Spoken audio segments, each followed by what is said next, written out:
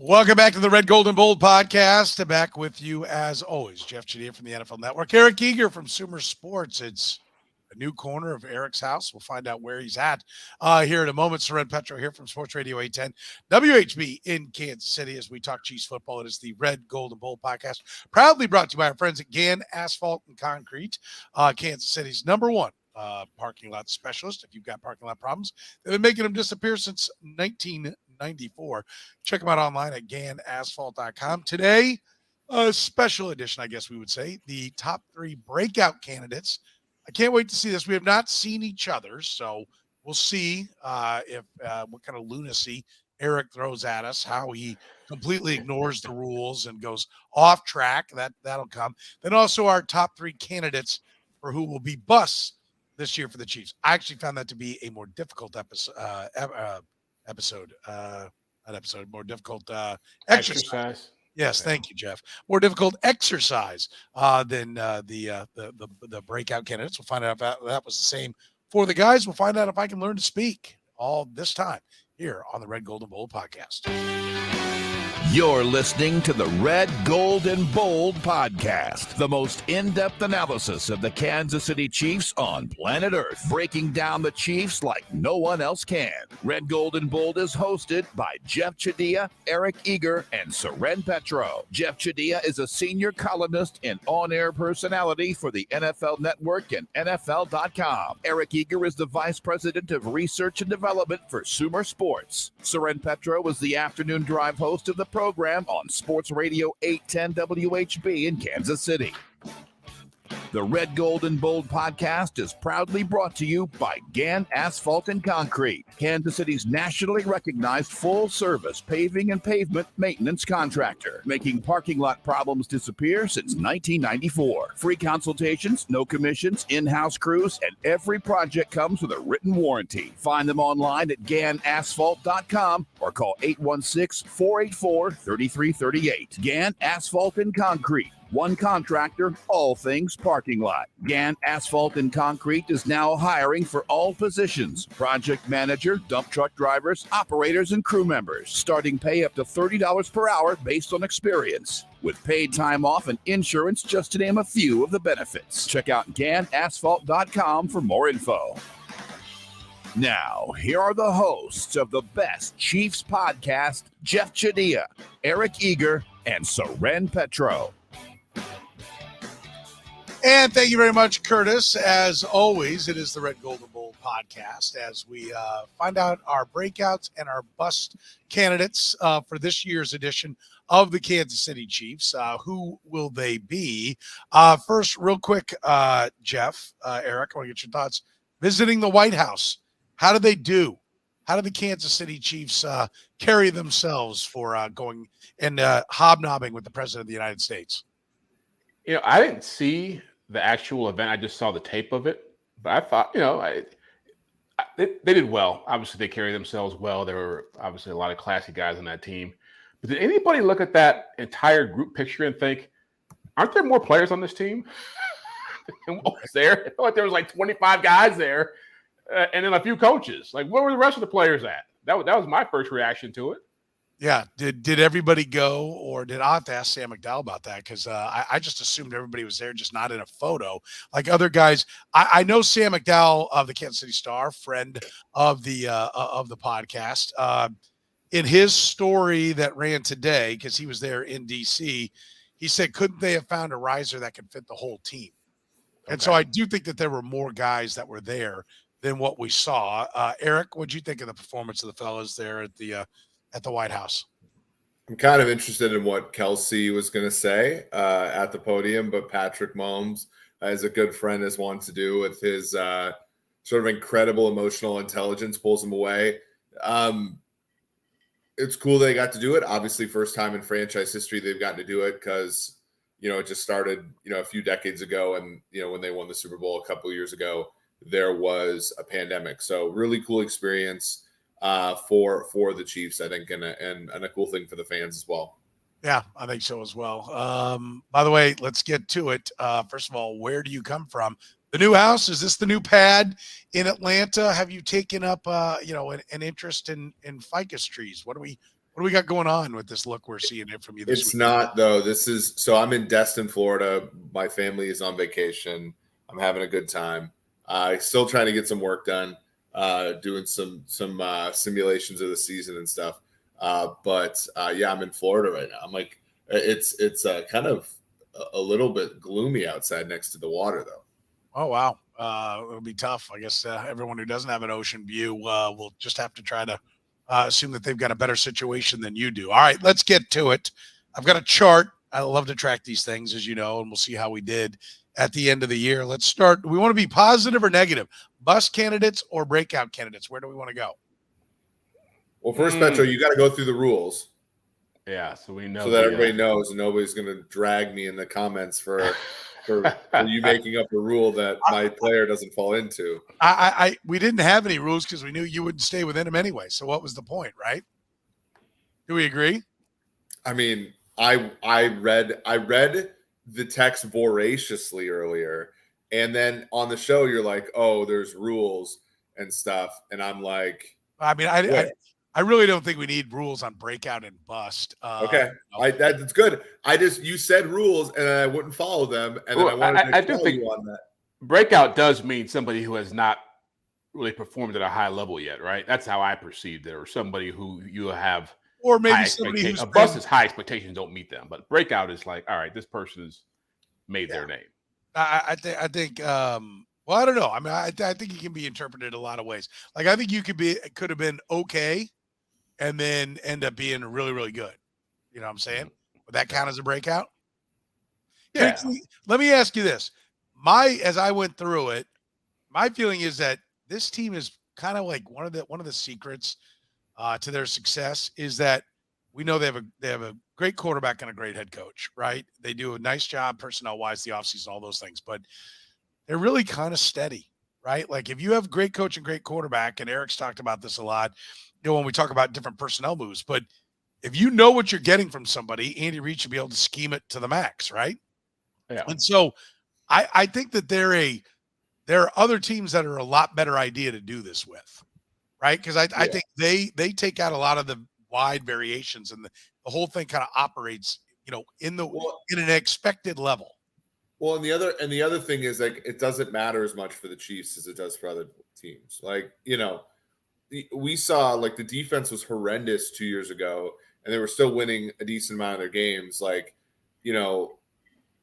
there weren't like breakout wide receivers on the team last year. Mahomes still won the MVP. Like, it's funny, but this is like it's not only a harder exercise for the Chiefs, but it also, like, the output of it maybe doesn't matter as much as for a team like the Saints or Packers or teams that need players to sort of break out to overcome like a change at quarterback. Okay. Do you need to water? Tommy, what if I am? We're live tonight, Tom. Settle down. Like, just relax. All right.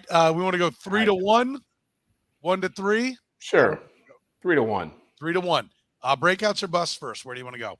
We'll do breakouts. Breakouts. Okay, Jeff. Create some positive energy. Number 3 on your breakout list is who?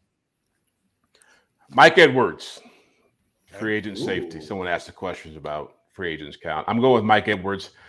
I am going to predict that he is going to become a starting safety. He may start out in that 3 safety rotation that Steve Spagnuolo loves to trot out there, but I think he's going to end up being a better player than Brian Cook, a more reliable player.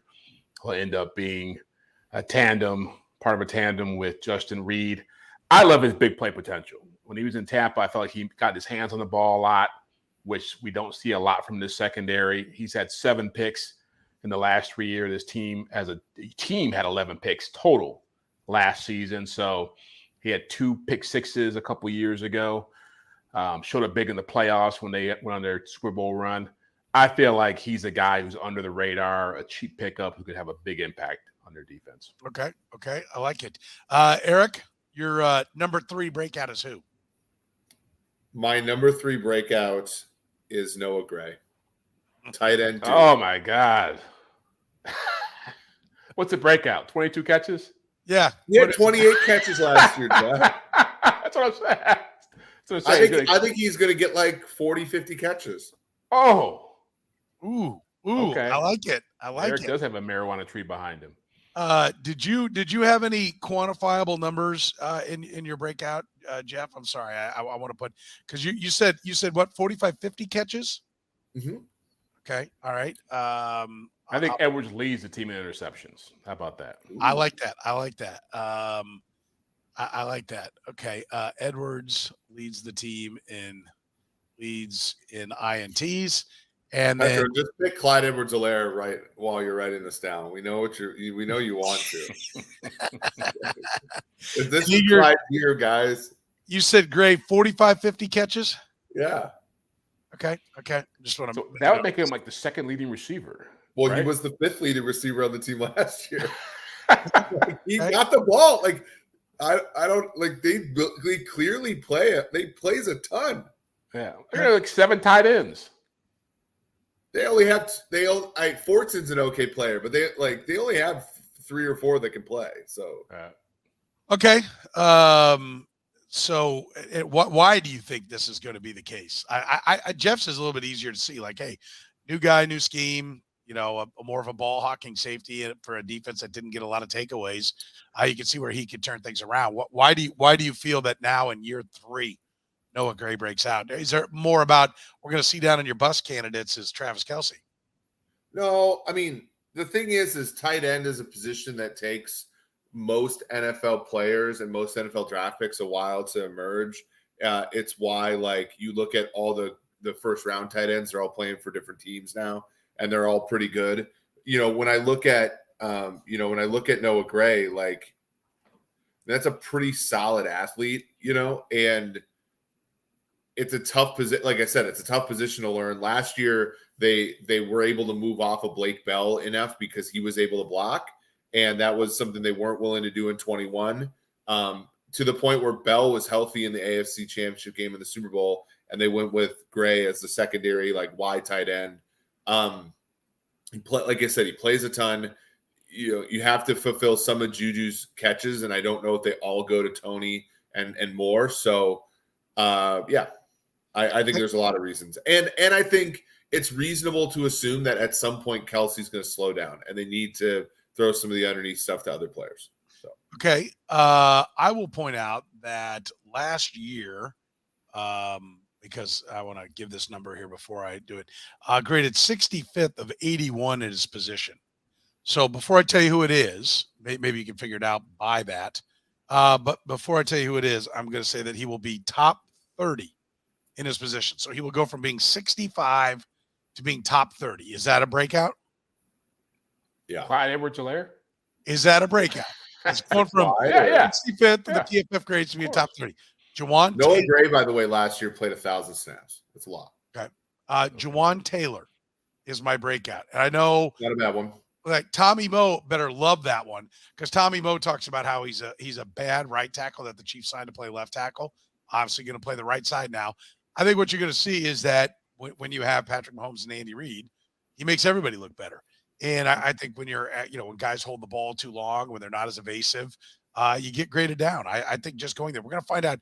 You're going to watch how bad Orlando Brown's numbers end up being with the Bengals because you don't have the escapability there with Joe Burrow. So first of all, I think you're going to see a big difference. You're going to see how much the Chiefs system, Andy Reid, and Patrick Mahomes mean for the offensive line.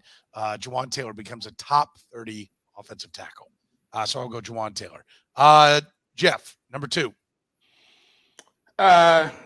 You just say Joe Burrow doesn't have escapability. Doesn't have as good of escapability as Patrick Mahomes. I think he can run. I can see Eric over there snickering. Yeah, he can run. Chris Jones. Yeah. I wanted to go with Trent McDuffie, but I thought it was too easy of a pick here. So I'm going to go with another free agent, Drew Tranquill, as my number 2 breakout star. I think he's the second best linebacker on the team already. And when I watched him with the Chargers last year, could do a little bit of everything: cover, blitz, play the run. Seemed like a smart player. Fell victim to some salary cap, snafus with the Chargers. I think they would have loved to have kept him on their roster. But I think for what he's getting paid, which is the veteran minimum, what he can do for you, I think he can easily step in if Nick Bolton goes down, but I think he's a better player than Willie Gay already, which I'm teasing one of my busts with that one, by the way. But I just think he ends up being a playmaker more than a special teams guy, a guy who ends up having an impact on this defense as well. Okay. It's so crazy because I tweeted out the 2020 draft a couple weeks ago, and I said, hey, how many of these players get a second contract? And like Willie Gay was in an incredible amount of answers. And I'm thinking to myself, he might not even start this year. Because I think that the chance that Willie Gay gets a second contract with the Chiefs are zero to zero, right? Like, I don't think there's zero. Tranquil's got to play well, but they're going to pay one linebacker, and that guy's Nick Bolt or Tracy Simeon. Clone Nick Bolton. I love how you're paying one of those two guys in Bolton right now. We're not paying some guy that got gassed in games so badly they had to put some guy wearing number 47 in for him, Harris. They got Tranquil so that when Willie Gay runs out of gas because he's never played a full season, they got a real NFL linebacker there. By the way, your hatred for Nick Bolton is amazing. It's not hatred. I like Tracy Simeon. They chose 6 members of the Kansas City Chiefs to be in the Oval Office to be with President. No, they think he's a star. Andy Reid, Mark Donovan, Brett Veach, Patrick Mahomes, Travis Kelce, and Nick Bolton. Where was Chris Jones? Yeah, that's a good question. Trading Chris Jones? I don't know, man. I don't know. I told you, but that's like my whole point about Willie Gay. There's 0% chance they're gonna pick Willie Gay over Nick Bolton. 0, right? Like that has been that has been cast. Yeah. I listen. I think Willie Gay's got to have one hell of a year to be back. He's only going into year 3, right? No, year 4. Are we already into year 4? Came in with Edwards-Helaire. That's right. Second-round pick. Yeah. So this is probably it. All right, Eric, number 2. I'm going to go with a similar answer to you two guys. I'm going to go with Charles Omenihu, defensive Michael Bennett role for the Chiefs. I considered him for my bust. Yeah. So I think you're describe wrong. what a breakout is. So Charles Omenihu had like basically the same career as Michael Bennett did before he joined the Seahawks. So like kind of a 5 flat in the 40, big tall thing, like all these kind of 270-ish kind of player, inside outside, kind of Michael Bennett was undrafted. Omenihu was a late round pick. Bennett kind of goes to a great defense for 1 year, does really good in a limited role. And I think if the Chiefs treat him the way the Seahawks traded Michael Bennett, which is you're an inside guy on late downs, you're an outside guy on early downs, and you're not playing 1,000 snaps, I think he could be very effective. So how would you quantify just what? I think Charles Omenihu gets double-digit sacks multiple times on his contract. They're swinging from the fences. Multiple. He's like Justin Tuck then, huh? You think he's going to be your Justin Tuck? Yeah, I mean, like I think that's how they see him, right? Okay. Same body type. Okay. Hey, listen, I hope you're right, man. I think all Chiefs fans hope you're right on that one. Okay, so that comes to me. I'm going to double down. I mentioned this guy's name. I can't remember what we were doing last, but I'm going to go Rashee Rice.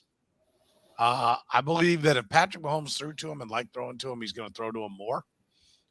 They took him in the second round. They can't constantly be this bad on second-round wide receivers.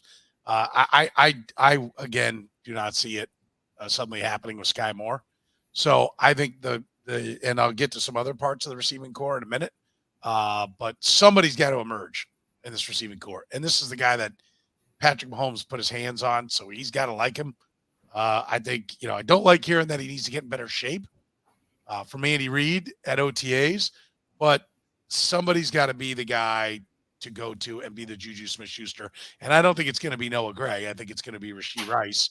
So I will say that Rashee Rice is the second leading receiver behind Travis Kelce on the team. So Eric, he's going against 15 years of history. That's right. With Andy Reid drafting receivers doubling and having down to come in and play at a high level. That That's a gambler right there. Sean That's Johnny Jackson. Rodgers. I only got to He's go the back next to Deshaun Jackson. He's the next Deshaun Jackson. Still in the league, by the way. Minus 5 seconds on his 40 time, right? Yep. Right. Yeah, but quickest 10-yard out there. His get off is good. So Yeah, right. Yep. Yeah, you catch a lot of hitches. All right, Jeff, top breakout candidate. Since you just dumped all over Sky Moore, I'm going to love him up. Okay. The advantage here being he has been in this offense for a year. He's been a second-round pick. He understands Patrick Mahomes and a lot of the movement after the play falls apart type stuff. I think he was a raw player who couldn't find a role for himself last year. I think he's got tremendous confidence coming off the Super Bowl, the AFC playoff game. Won't be catching punts anymore, so we don't have to worry about his confidence in that regard. I think he's ready for a breakout. I think he's going to end up being a 70-catch, 900-yard receiver for this team. Okay. I like it. 70, 900. Very good. All right, Eric. Yeah, Jeff took mine. That was my last one. I'm a fan of Sky Moore. I think you can. So this is an honorable mention. I am going to put Valdez-Scantling because they still have not replaced him, and he is yet to have whatever season, like a 700-yard season. So breaking out, if he got like 900 yards in this offense, I would not be surprised. Who are you talking about, Sky Moore or Mark? So I agree with everything Jeff says about Moore. I think Moore is like a 60, 70 catch guy. I think he's going to move the chains, all this kind of stuff. Since Jeff took him, I'll go and say MVS is my choice. I think MVS gets 900 yards in this offense. So MVS is your choice. Yes, Petro. I didn't want to overlap with Jeff. How do we hit? How is this hard? I mean, I don't want to tie Jeff. What if what if we have the same? Hey, come on board, man. You'll look good at the end of the year. MVS 900 yards. You said. Yep. All right. Basically, Eric is calling for a breakout season for every like receiver not named Patrick Travis Kelce. Mahomes deep balls away, right? Yeah. Just 4 or 5. Kelce and not named Rashee Rice. Yeah. They call for any of those. I do love it. I said I don't know how. We have no rules, but you'll find a way to break them. And with an honorable mention, you were like right there. It's fantastic. All right, I'm going to go with Furious George, George Karlaftis, and I will say that Karlaftis leads the team in sacks. Whoa. What do you think about that? 7? No, I'm thinking a pretty balanced front, but I'm thinking double digits. I think 11 or 12. I think a lot of it's caused by Chris Jones, but yeah, I think so. 6.5 in the last 7 games. Why is that given no credit? Like everybody, I'll tell you why. Because George Karlaftis not giving Karlaftis credit. He had a good rookie year. No, he's not getting credit because he had 6.5 sacks in 7 games to finish the year, and because he wasn't everybody's darling in the draft, nobody loves it up. But Aiden Hutchinson gets 7 sacks in 17 games, and they cannot stop puckering up to kiss his ass about how he's the next great defensive end. And he had virtually the same season as George Karlaftis. He had 10 sacks. He didn't have 10. I won like a few $100 on it. Yeah. That is, wow. Yeah, a couple picks too, didn't he? Not mess with what I had money. Yeah. I think the problem with Karlaftis, you can't remember any of those. 9.5. Yeah. So not 10. Thank you. Not 10. The 10 sacks are saved for Charles Omenihu. Oh, yeah. That's your Lock City. You go ahead and you run to the window on that, my friend. You run to the window on that. I adore that one. By the way, we're brought to you by our friends at Gann Asphalt and Concrete, proudly bringing you the Red, Gold, and Bold podcast each and every week. Gann Asphalt and Concrete making parking lot problems disappear since 1994. You can find them online at GannAsphalt.com. That's GannAsphalt.com. Of course, full service paving and pavement maintenance contractor. It's what they do, people. No commissions, in-house crews. Every project comes with a written warranty, free consultations Find them online at ganasphalt.com or call 816-484-3338. All right, so there it is. We have our breakout candidates. Let's go to our bust candidates. Jeff, number 3 bust is Willie Gay. For all the things I like about Drew Tranquil, aside from being really fast, like I've never gotten the infatuation with Willie Gay. He's been hurt. He's been in trouble off the field. He's been inconsistent. Besides that, a good player. You don't mind that kind of stuff in your linebackers. He's great. I think he's somebody that they had high hopes for when they drafted him in the second round. They've been able to mask that draft class with Clyde Edwards-Helaire and him at the top of it because they've been so successful. You kind of can overlook it, and they went and got the Creed Humphreys and the Nick Boltons, those guys afterwards. But I just think he's an average player with some really impressive skills that he's not been able to maximize, and this year will be one more example of that. He'll make a couple plays here or there, but Trank will outplay him, Bolton will outplay him, and he'll just be gone after a year. okay. Loses his starting job to Tranquil. Is that a fair way to put it? Yep. Okay. Eric, you're number 3 bust candidate. Okay, this one's going to ruffle some feathers. Trent McDuffie. Oh, wow. Ooh, okay. Eric coming out firing. That's only number 3. That's only number 3. I mean, if he's a bust, that would seem to be a pretty big one, wouldn't it? They have a little bit of support there because they have Watson and Joshua Williams, so that helps. But yeah, I mean, look, he didn't play that much of this. He didn't play the full season. I think every cheat, like one of my former interns, Arjun Menon, he tweeted out like the list of, whether a first round pick was a hit or not based on a trade. And he didn't put any last year. And Chiefs fans pretending like McDuffie's already a hit, to me, is putting the cart before the horse. So I think relative to expectations, I think Trent McDuffie, I'm not saying he's going to like be awful or they want to cut him, but I think it's going to be kind of like a Marcus Peters-ish kind of situation where, he's getting picked on some. Okay. Getting picked on a little bit. All right. I will go with Brian Cook. One, I think Edwards has already kind of proven, second round pick, you're not supposed to be a special teamer. But when you're bringing in Edwards, and I think Edwards is going to start over him, I don't see a bigger role for him this year than he had last year. And I think he's, the big hitter type of headhunter guy, but that's the kind of guy that can get beat.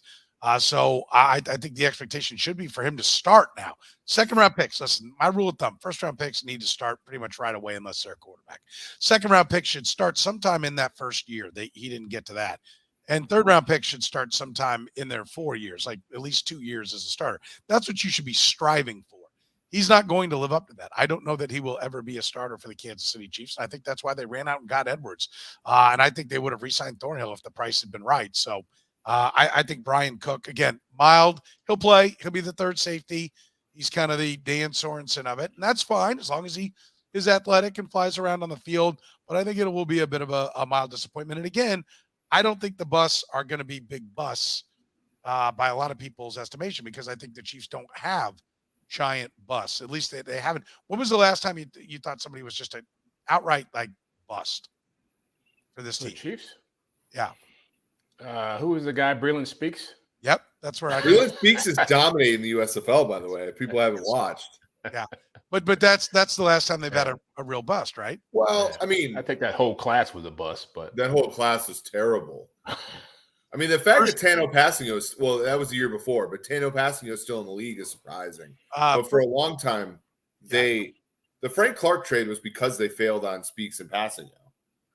First classes for general managers often blow, and I think it's because they're spending all their time hiring guys. Like as much as I think there is analysis by paralysis by analysis, so some of the draft stuff that some of the draft prep that goes on, I also think that like it proves that they kind of need their sitting around with their dip and their spit cup and watching 50 hours of film to get it right. And when they got to lose some of that time to hiring guys, they all kind of suffer through. So we'll see. All right. So did you have a way to quantify McDuffie? Let's just say he'll have a 100 passer rating against by PFF. Okay. So like the quarterback's throwing in his direction will have 100 passer rating. Okay. And I will say Cook doesn't start, and definitively third safety. Okay. All right. So let's go to number 2 for you, Jeff. Clyde Edwards-Helaire. This may. How can he be a bust at this point? Just burying Clyde here. The only guy who could put Clyde Edwards-Helaire on this list is me. I'm the dumbass that's had big expectations for him each of the last 2 years. I'm the only guy that can get him on this list. How can he possibly? Well, they're talking him up. They're talking about the kind of shape he's in. He's the first in the building when they open up the OTAs, and they got a good attitude. You know, I know it's low. It's not even low hanging fruit. It's like a big ass watermelon you trip over. Okay, I got to take him. It's because it's so easy to take him. Pick it up. Clyde Edwards-Helaire is my bust. Okay, but, so you know, he's a bust to me because he'll have an opportunity to play. There's a role for him in this offense as the third back. You know, he'll have chances to have the ball in his hands and make plays, but I think he's just so far gone. You know, doesn't really fit into what they do here very well. They'll probably keep him around because he was a first-round pick and they like him, unless someone comes in and completely outplays him, so he'll be on the roster. But they've used at least 3 backs, ever since Andy Reid's been here. They've all found ways to get time. He could be the Darrell Williams of this team. I think I almost put him. No, I didn't. I didn't almost. Yeah. So if you want to quantify it, I think he scores 2 touchdowns and has less than a couple hundred yards rushing. I put he'll play and not get it done. I'll put less than. Where's the less than? I don't even know where the hell that is on the keyboard. There it is. Less than 2 TD. Yeah. How's that? Clyde being like the Darrell Williams of the Chiefs would be like when Cadillac Williams became like the laid down dump off back for like the last 5, or Ronnie Brown, just yeah. Okay. Yeah, that's a rough Kendrick West. You know, he could be somebody. Yeah, that's a rough fate for pick 32, I would say. All right, number 2 on your list, Eric. Jalen Watson, cornerback. Killing the secondary. So yeah, I mean, he's a 7th round pick. Like, I think he played pretty well last year, like all things expected. But if we're like halfway through the season this year and the defense is struggling, I guarantee you it's going to be because corners. Now, McDuffie, to me, I had him 3rd because I think the floor is higher. I think with a guy like Watson, you know, you go into the season being like, hey, well, these guys played for us last year, and then middle of the year they play like undrafted players. Like that can certainly happen with both Williams and Watson. I think Watson is further to fall. That's exactly what happened with who I forget what was his name, the corner that they traded to Atlanta midseason. Yeah, like Javier Arenas. Well, no, it wasn't Javier Arenas. No, he's thinking of Ron Parker. Thinking of Rashad Fenton. Rashad Fenton last year. Yeah. Rashad Fenton was getting hype, and then all of a sudden he's out the door. So you think how do you want me to describe it? So I would say similar. Like I would say Jalen Watson falls out of the rotation by middle of the season. Rotation by mid-season. Okay. Yeah. Who replaces him, by the way? Well, I think it's Snead, McDuffie, and then Joshua Williams. To me, you go in the order of how they were drafted, and then you also have Najee Johnson, who didn't play last year, wasn't in the rotation, but is they there. Traded up for a 4th round corner as well. Corner safety. Yeah. Well, the 4th round corner in the 4th round, I'm blanking on the guy's name. He's more of like kind of a Matthew type, right? A more of a corner, slot kind of inside guy. But I think that there will be players on this team that played last year and we're wondering why they're not playing this year. Okay. Let's go to number 1. Oh no, I haven't given mine. Number 2. How will I quantify this? I'll put no better than the 3rd wide receiver. That is Kadarius Toney. I don't see it with Kadarius Toney as a top guy. People are talking about him being the number 1. I'm not buying it. I see a guy who's McCole Hardman, part 2. He's tougher. He's more physical, but that gets him hit a lot more. I think he's going to be hurt his entire career. I mean, I think there's some Percy Harvin going on here. He's already been given up on one team. I think it'll be great if he can realize the potential that he had. But I watched him at Florida, man, and they didn't misuse him, which is kind of interesting that they're going and getting him because I think the Chiefs have a good relationship with not Dave Mullen. What was the Florida coach? Dan Mullen. Dan Mullen.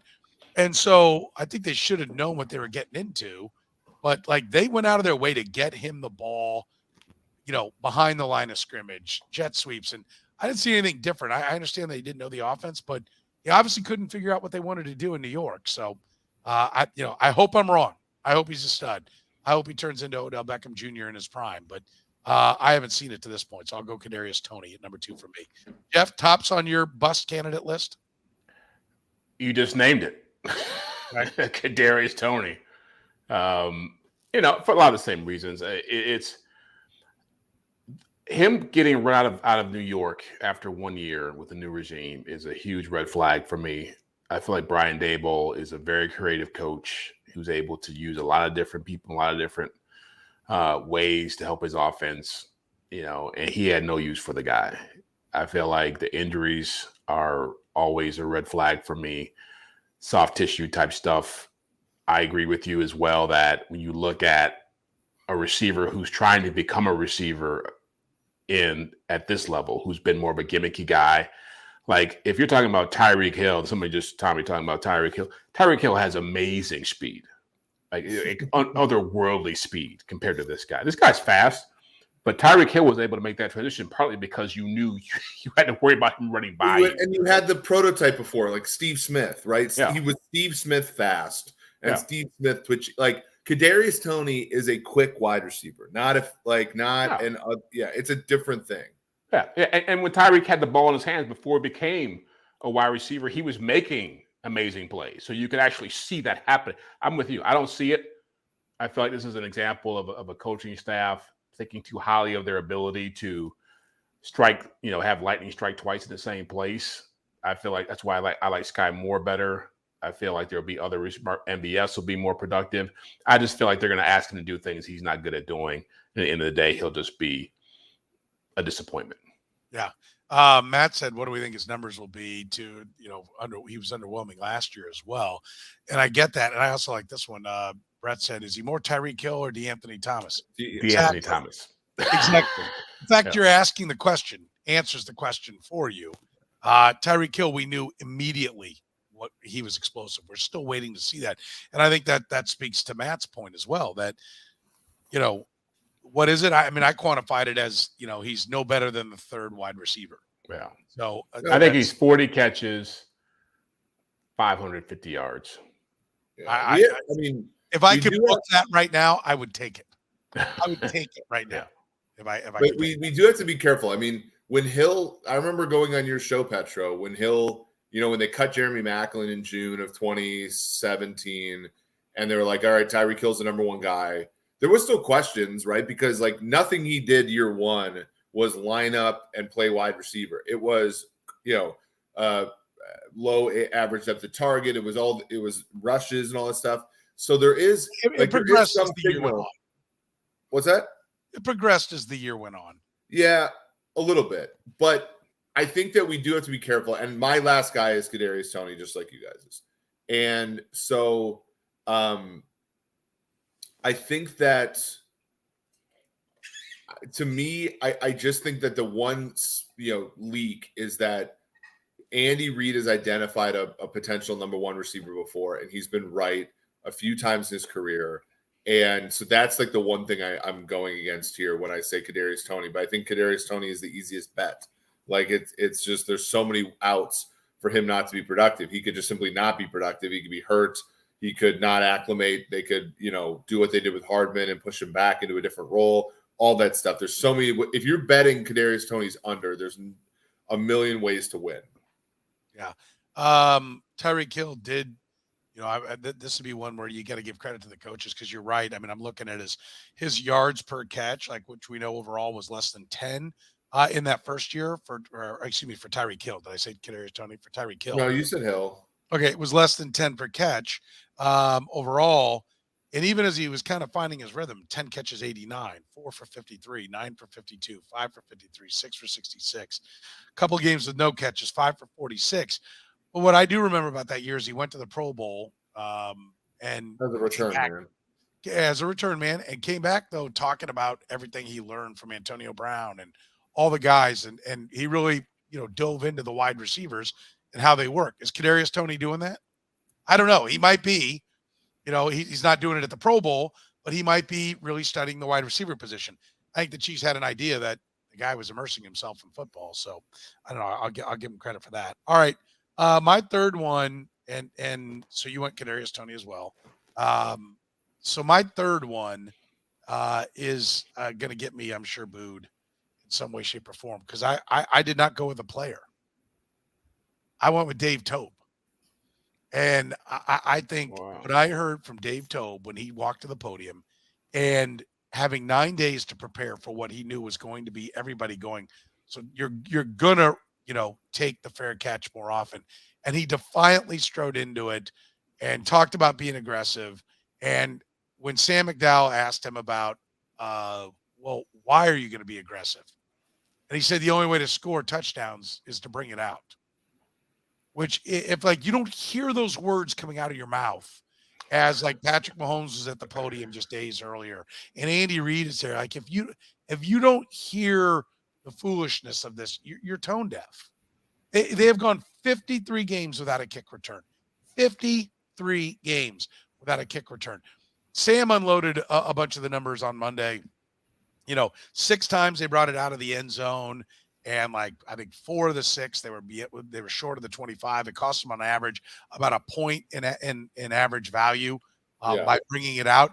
And he's clearly nobody in the analytics department is listened to by the Chiefs, or they are not in session right now, because you had 9 days to prep an answer for when you knew you were going to bring the assistant head coach out, and you had nothing. I don't know how that could be a success. Yeah. I get worried. I will say I wrote the article, there needs to be the kickoff rule change again in the fall of 2021. And the Chiefs were taking the ball out more than anybody and losing yardage and all that stuff. And it changed down the stretch. And last year, I don't remember them taking it out of the end zone as much. I get worried about those answers, but at the same time, all of it, no offense, but a lot of coaching special teams in the NFL has gotten a lot easier. And I think that there's a pride aspect of him just not being look, our best player is Mahomes. We're here not to mess it up. So don't get your punts blocked. Don't get your field goals blocked. Kick the ball through the end zone every time. Fair catch every kickoff and fair catch every punt. And you'll probably be okay. Yeah. For him to admit and say that, I think is a tough sell, right? Yeah. I don't know how you can possibly do that. How you can keep putting that out there and all of your people around you are okay with it. How long did Major League Baseball teams bunt though, after knowing, having the numbers being shown to them that it was a crappy play, right? This is just like bunting. You're I know it dumps a little bit of value every time, but we're doing the right thing. We're being tough. We're putting a hat on a hat, blah, blah, blah. But it's sort of the same thing. Who's the return guy going to be anyway? Is it who do we even have an idea? Pacheco was kickoff returner last year. Yeah, he's not going to do it this year. I don't know. Who would you put your money on? I think you'd put McKinnon back there and just have him fair catch it, but I'm a moron. So yeah, but that's not going to happen, right? Oh. I do think that common sense will prevail. I think that it's a pride thing for him in the press conferences. Yeah, I don't get it. It needs to be an intelligence thing for him in the press conferences. All right, we'll get to our schedule later on. We got to take a break. We got to get out of here. Here on the Red Gold and Bold podcast, proudly brought to you by our friends at Gann Asphalt and Concrete. They're hiring. If you want to be a part of one of Kansas City's fastest growing and best companies, then do it right now. Gann Asphalt and Concrete hiring. Check out all the details at GannAsphalt.com. All positions: project manager, Drivers, operators, crew members, starting pay up to $30 per hour based upon experience with paid time off and insurance, just name a few of the benefits. You can find out more at ganasphalt.com. For Jeff Chadiha from the NFL Network, Eric Eager from Consumer Sports, my name is Soren Petro saying thank you very much for joining us here on the Red, Gold, and Bold podcast.